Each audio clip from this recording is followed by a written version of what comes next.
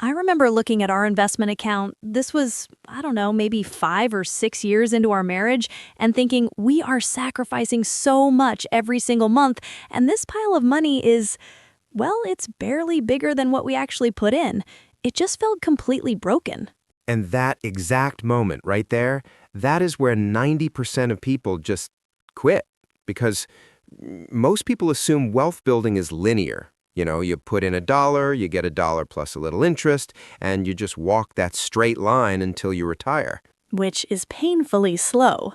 Right, but if you actually look at the math of compounding over a 15-year cycle, you realize that is completely wrong. There's a specific rhythm to how money grows. It's weirdly consistent. It follows this pattern called the 8-4-3 rule. Okay, so for people who are feeling exactly how I felt back then, what is the short version of this? The short version is this. It takes 8 agonizing years to reach a certain milestone of growth. Then it takes only 4 years to replicate that entire 8-year struggle. And then, and this is the crazy part, it takes just 3 years to do it all over again. Same contribution, same market, but completely different results. So if you don't understand this timeline, you are almost guaranteed to just walk away in year 7. Exactly. You quit right when you're about to hit the acceleration phase. Today, we're going to break down exactly why those first 8 years feel like quicksand and how those last 3 years can literally change your family's entire financial life. I'm Lynn. And I'm Frank. Welcome to Talk and Wonder.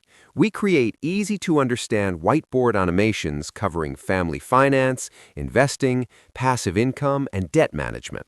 Our goal is to break down complex financial topics, help you avoid the traps, like quitting in year 7, and build wealth together. If you want to secure your future, you are exactly in the right place. And hey, if you appreciate deep dives into the mechanics of money without the hype, do me a favor and subscribe. It is literally the best ROI you'll get for your time today. So, let's look at the first 8 years. So let's call phase 1, well, let's just call it the boring years. This is year 1 through year 8. And this is the period where, honestly, 90% of aspiring investors just fall right off the wagon. Boring is an understatement, Frank. It's excruciating. It really is, because mathematically, here is what's actually happening. You're putting money in every month, maybe it's $500 or actually, let's say 1,000, and the market is doing its thing. Some years it's up 10%, some years it's down 5%. But because your total balance is starting from absolute zero. Exactly. The actual dollar amount of your returns is tiny. I mean, it's nothing compared to what you're sweating to contribute from your own paycheck. In these first 8 years, you are doing all the heavy lifting. The market is helping, sure, but it's like a friend who promises to help you move. Oh, I know where this is going. And then they show up and just carry one lamp while you're carrying the couches. That is exactly what it feels like. I mean, we literally felt this. You look at your statement in year 5 and you think, I have been sacrificing for half a decade. We skipped vacations, and this pile of money this is it? Right. You ask yourself, is this even worth it? And this right here is where the psychology gets dangerous. Because the growth is so slow, your brain starts inventing reasons to stop. Because you see that chunk of money, and even though it's not enough to retire on, it is enough for a down payment on a nicer car, or that kitchen renovation we kept putting off. Oh yeah, the temptation is real. You convince yourself that, well, investing is just a scam for rich people, or maybe I just picked the wrong funds. But actually, nothing is wrong. It is a feature, not a bug.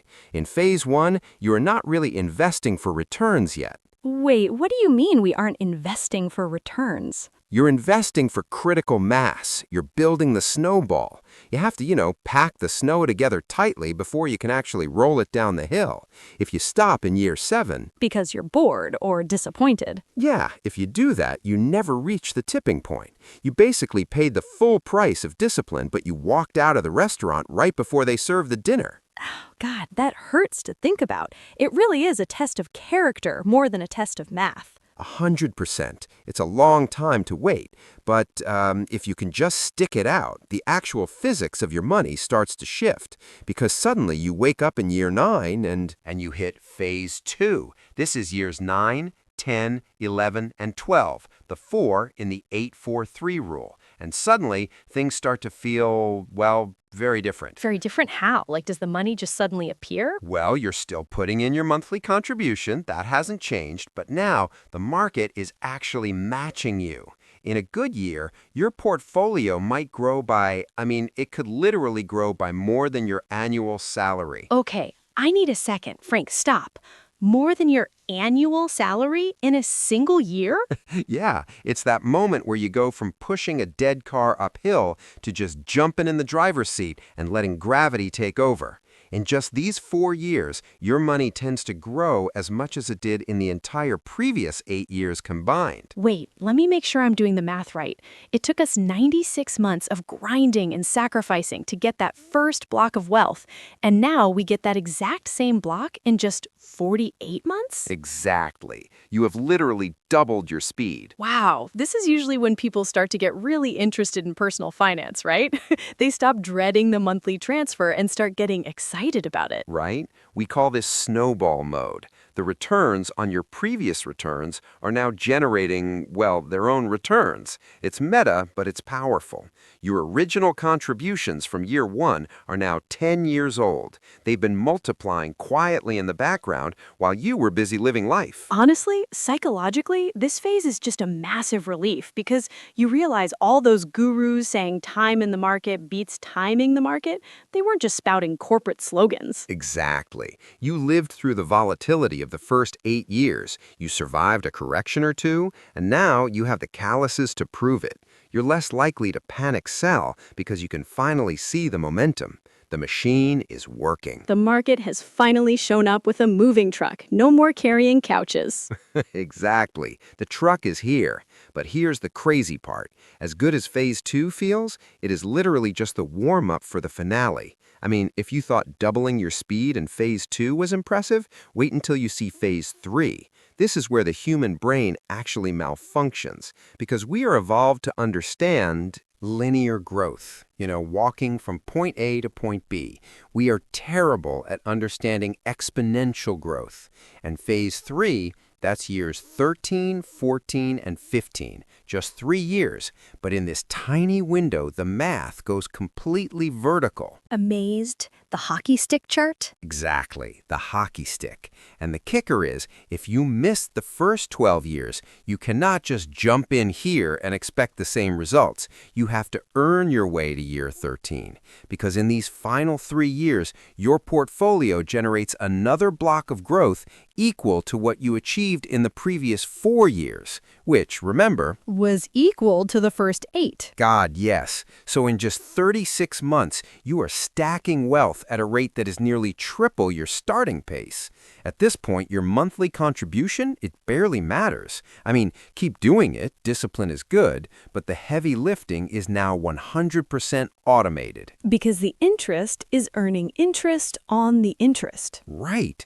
You might have days where the market moves up by, 1 or 2%, and that daily swing is literally more money than you earn in a month at your job. Side, it's a surreal feeling. It feels like you suddenly got rich, but you didn't. You just waited 15 years for the compounding curve to go vertical. Yeah, and this highlights exactly why stopping early is so devastating. If you cash out at year 10 because, let's be real, you want to buy a boat, or you think, let's just pay off the house, you aren't just spending your principal. You're killing the exponential phase. You're basically chopping down the tree right before it bears fruit. Exactly. The 8-4-3 rule shows us that the majority of the reward is totally backloaded. It's hidden at the very end of the timeline. It's like running a marathon where they give you the medal at mile 26, but if you stop at mile 20, You get nothing but sore legs and a story about how you almost finished. right. This is why the rich get richer. They have the capital, sure, but they have the patience to stay in the game until year 15, year 20, year 30. They live permanently in Phase 3. Okay, this all sounds amazing in theory, but we always say on this channel, show me the receipts. Let's ground this with some real numbers, because right now, someone is watching this thinking Frank is just making up fairy tales. Fair enough. Let's look at a very average household investing $500 a month. No lottery tickets, no crypto gambles, just a boring index fund. Let's see what happens to that $500 over 15 years. Okay, so let's say you invest $500 a month. You put it into a boring, diversified equity fund.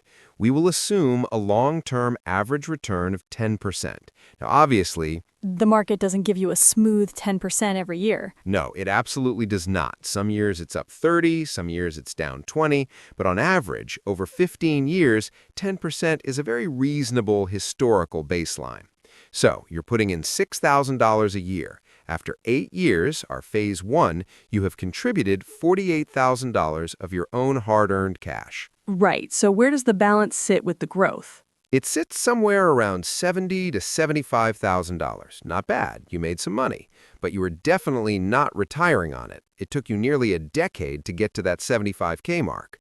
Now, watch what happens. You keep putting in your $500 a month. 4 years later, phase 2, you hit year 12. And the balance is? Roughly $130,000 to $140,000. You added almost as much value in 4 years as you did in the first 8. Okay, wow, the moving truck is moving fast. And then comes phase 3, years 13, 14, and 15.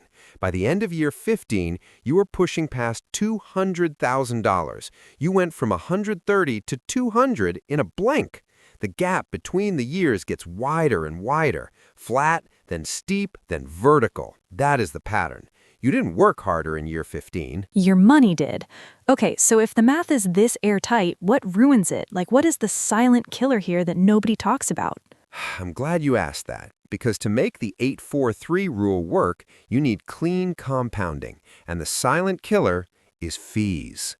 Fees, like management fees? Exactly. If you're paying let's say a 2% management fee to some guy in a suit who probably underperforms the market anyway, you are dragging an anchor behind your speedboat.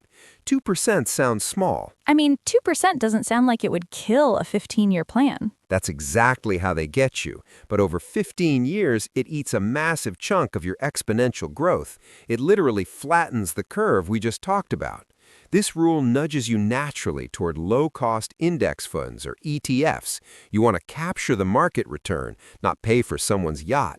Keep your costs low, keep your allocation broad. And let the math work without friction. Precisely. But knowing this is only half the battle, because the implementation part, well, that requires you to manage the most unpredictable variable of all. Ourselves. Yeah. So, how do we actually do that? Well, first you have to kill the desire for quick wins. Trying to double your money in 6 months is not investing, it's... Gambling. Exactly. Real wealth is a 15-year project, minimum. So the real secret is you automate the contribution. The 8-4-3 rule relies entirely on consistency, not willpower. Because willpower, it fails when you see a shiny new gadget or when the market dips. Right, but automation doesn't care, it just buys. It treats that monthly investment like kind of like a tax you pay to your future self. I love that, a tax to your future self. And speaking of the market dipping, here is a massive mental shift. Volatility actually becomes your ally. When you're in those first 8 boring years, a market crash it's actually the best thing that can happen to you. Okay, try explaining that to someone who just watched their portfolio drop 20%. I know it sounds crazy, but think about it. You are in the accumulation phase. You are a net buyer of stocks. If the market drops 20% in year 4, you're buying units at a massive discount. You're basically loading the spring for when the market eventually recovers. So a crash in year 4 is just a Black Friday sale at the store. You don't panic, you just go shopping. Exactly. You go shopping. But the hardest part is the commitment. You have to promise yourself you won't interrupt the machine. You won't raid the fund to pay for a wedding or stop contributing because the news says a recession is coming. Because you're not just managing money at that point, you're managing your own behavior. If you can stay boring for 15 years, you win. It's the ultimate get-rich-slow scheme. It really is. Plant the tree, water it, and for the love of money, don't dig it up every year to check the roots. Your job is to survive the first 8 years so you can actually enjoy the last 3. So for everyone listening right now, drop a comment below. Are you in the boring 8, the acceleration 4, or the exponential 3? And if you know someone who's about to quit investing because they aren't seeing results yet, share this video with them. Seriously, it might literally stop them from making a very expensive mistake. I just keep thinking about how many people are sitting in year 7 right now, staring at that withdraw button, trying to convince themselves that buying a boat is somehow a good financial decision.